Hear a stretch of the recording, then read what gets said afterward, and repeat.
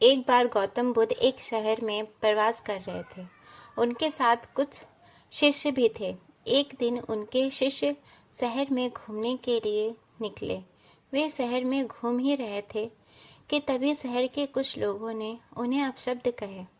उनके बुरे शब्दों को सुनकर शिष्यों को बहुत बुरा लगा और वे वापस लौट गए। बुद्ध ने देखा कि शहर से लौटकर आए उनके सभी शिष्य बहुत क्रोध में दिखाई दे रहे हैं।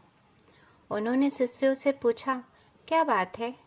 आप इतने तनाव में क्यों हैं?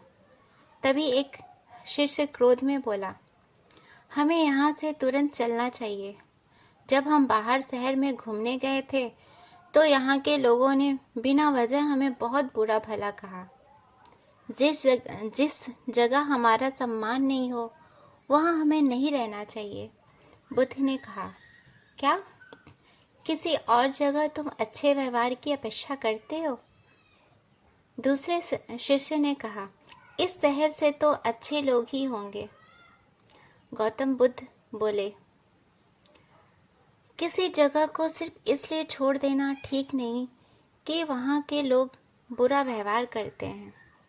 हमें तो कुछ ऐसा करना चाहिए कि जिस स्थान पे भी जाएं, उस स्थान को तब तक नहीं छोड़ें जब तक अपनी अच्छाइयों से वहाँ के लोगों को सुधार न दें। हम जिस भी स्थान पर जाएं, वहाँ के लोगों का कुछ न कुछ भला करके ही वापस लौटें। बुद्ध ने कहा, जिस प्रकार युद्ध में बढ़ता हुआ हाथी चारों तरफ के तीर सहते हुए भी आगे बढ़ता रह जाता है, ठीक उसी तरह उत्तम व्यक्ति भी दूसरों के अपशब्दों को सहते हुए अच्छे कार्य करता रहता है। खुद को वश में करने वाले प्राणी से उत्तम कोई और नहीं हो सकता।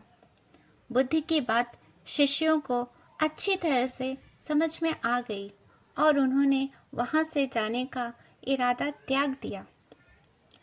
आपको मेरी ये कहानी अच्छी लगी हो तो मेरे चैनल को लाइक और सब्सक्राइब कीजिए। धन्यवाद।